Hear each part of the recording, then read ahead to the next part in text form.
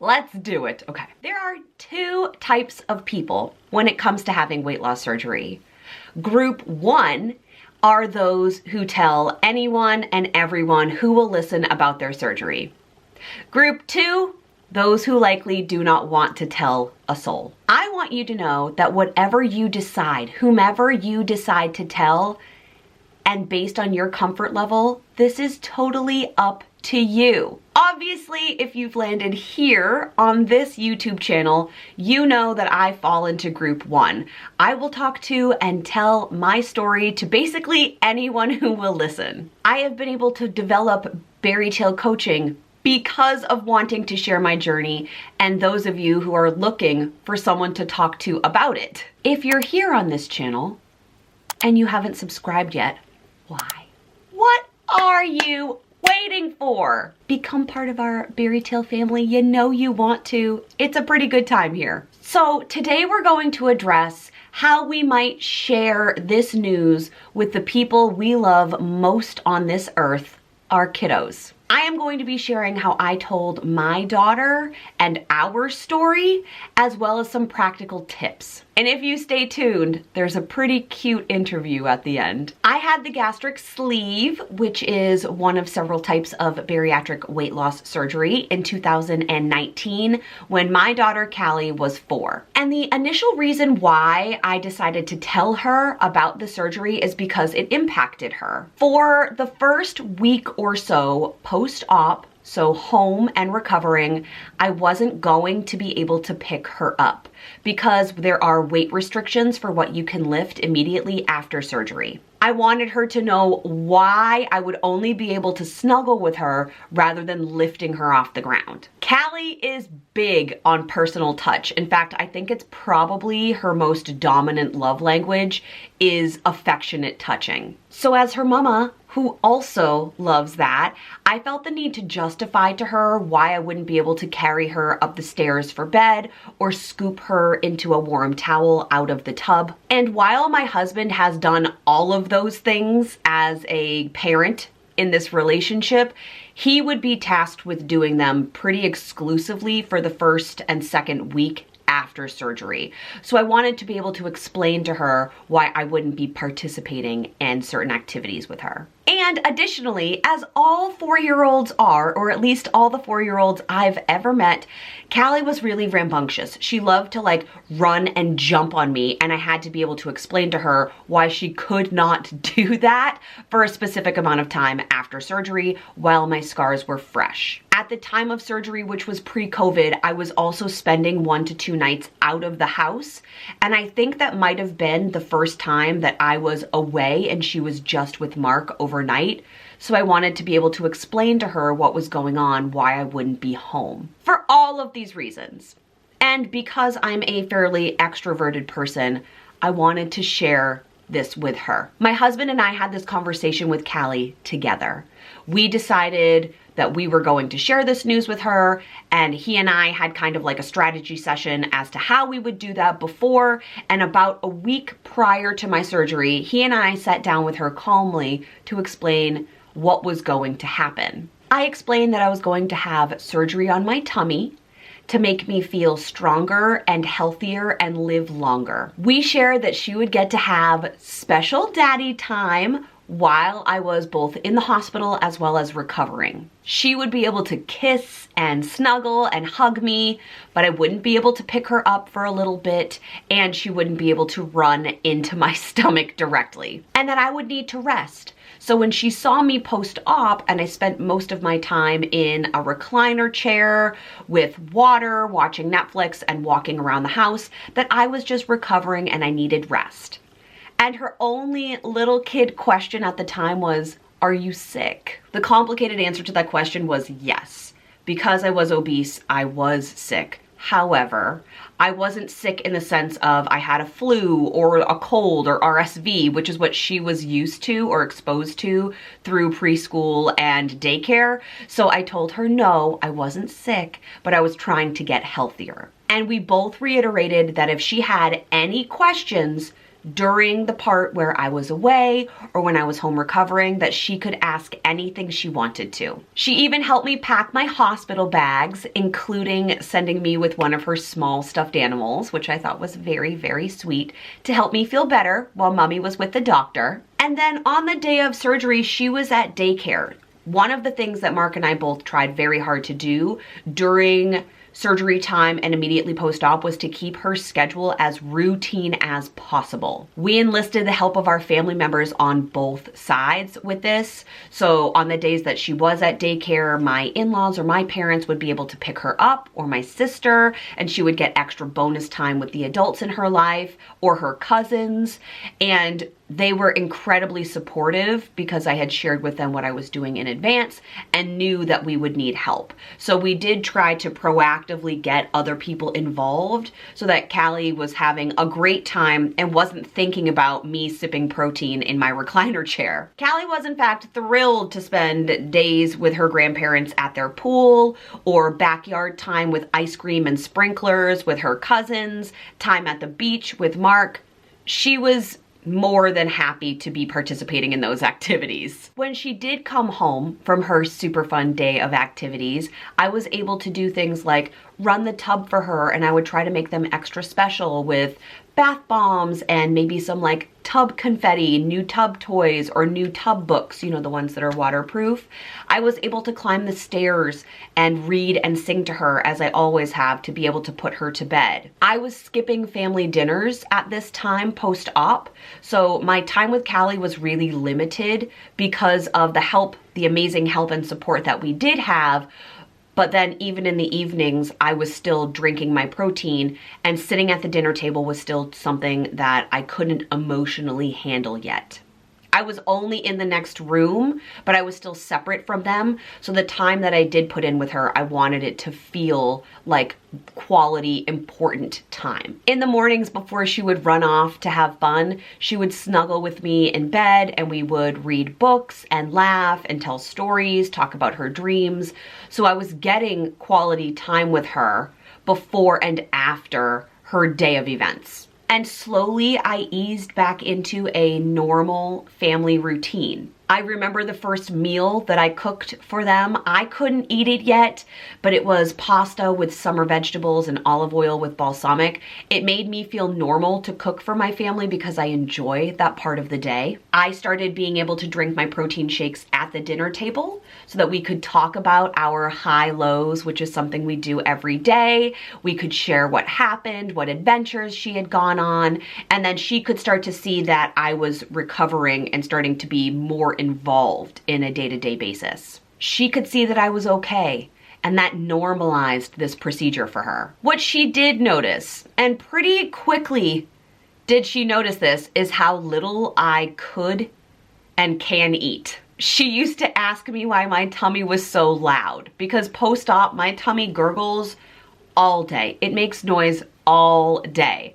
So she used to ask about that too. And almost 4 years later, she still comments on both of those things. Though now she's 7, she's much more of a partner in this journey. She and I take the same vitamins, the Mary Ruth's Organics, if you saw my vitamins and supplement video.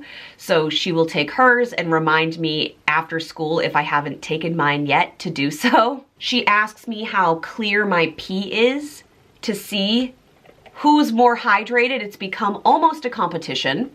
She looks at nutrition labels to see how much protein is in the things that both of us are eating. And she tends to join me in some of my workouts or do her own while I'm working out in the same room. Now let's be clear. She is a 7-year-old.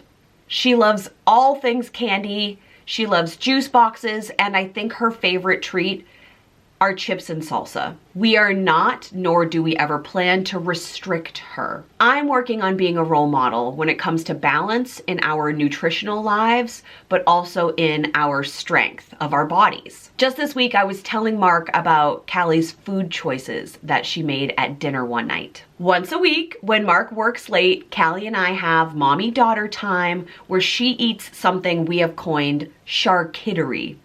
Get it? Like charcuterie. It's cute, right? I think I've actually done a reel on this, but if you would like more information, please let me know in the comments.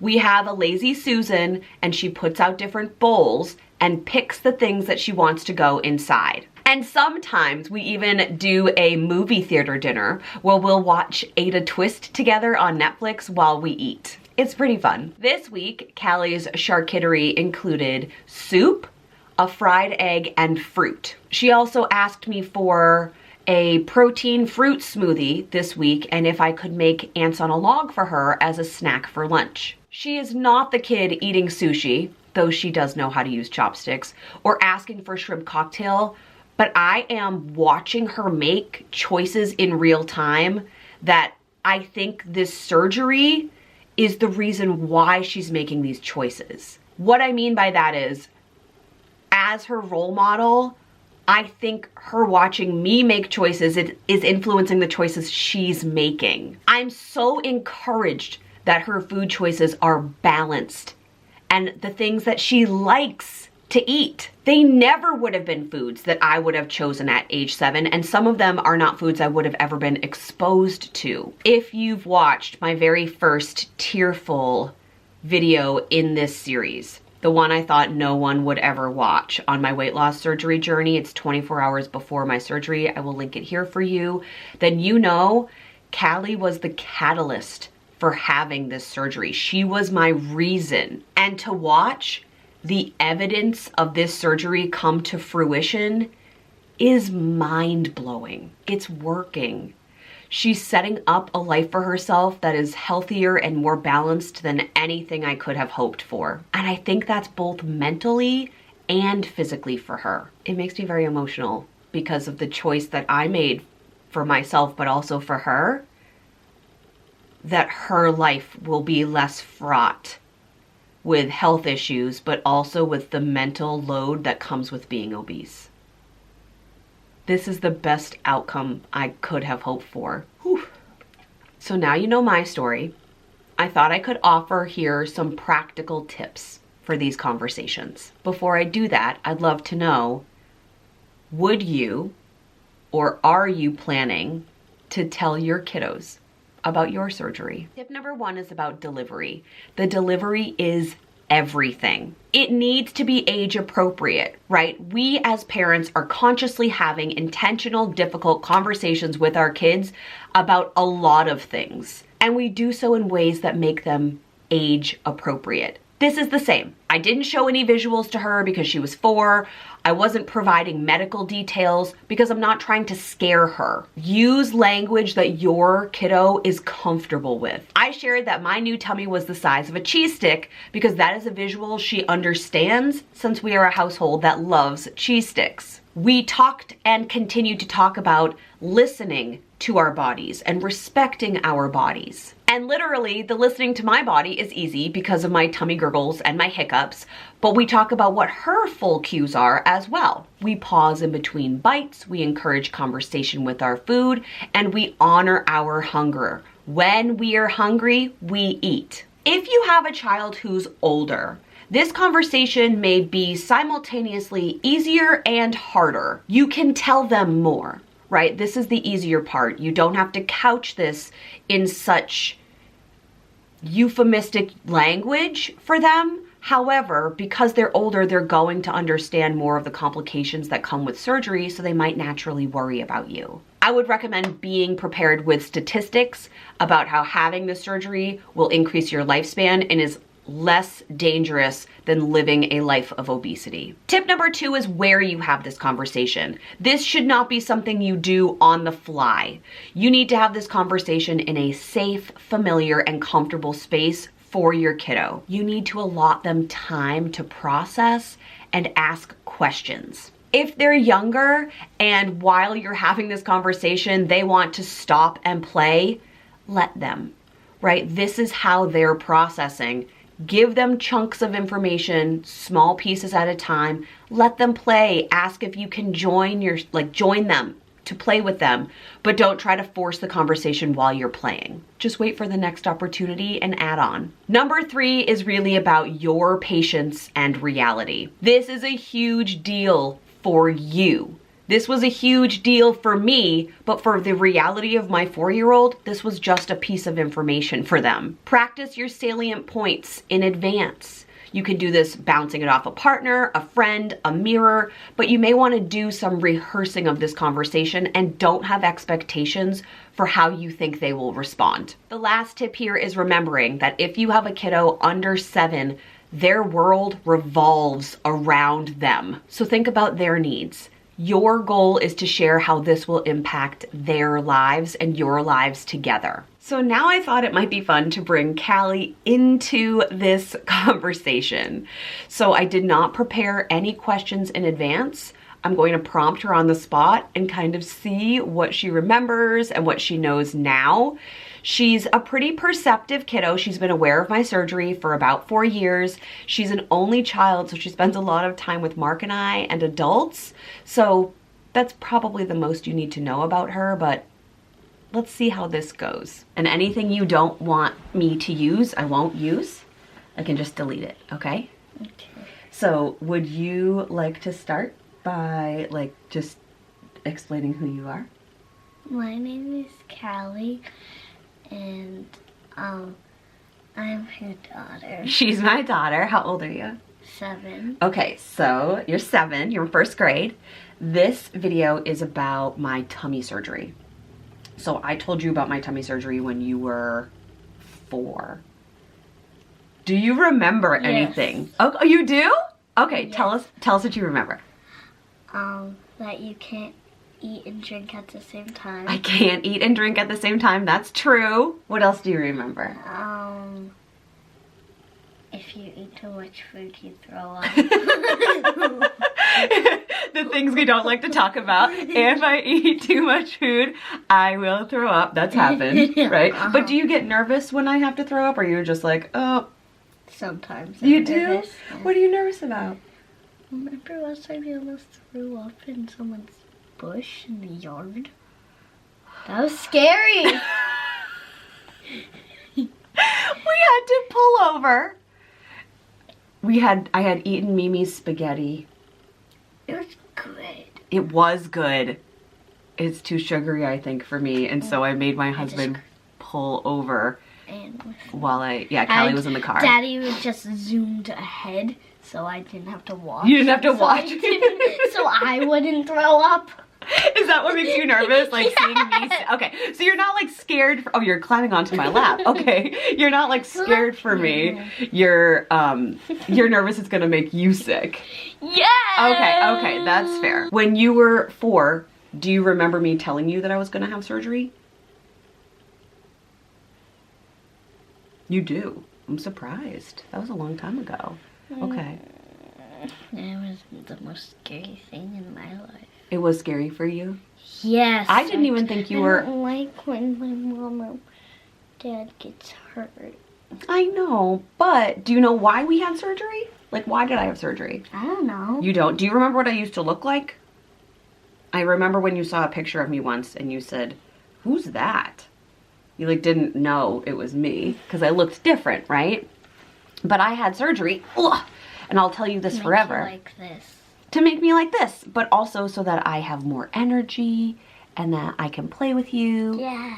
And that I can be healthier because I want to live for as long as I can. Now, okay, so I think the people watching this video will be parents like me who might have kiddos, who are probably the adults are probably going to have or are thinking about having weight loss surgery, tummy surgery, to make them healthier. Do you have any advice about how they could talk to their kiddos?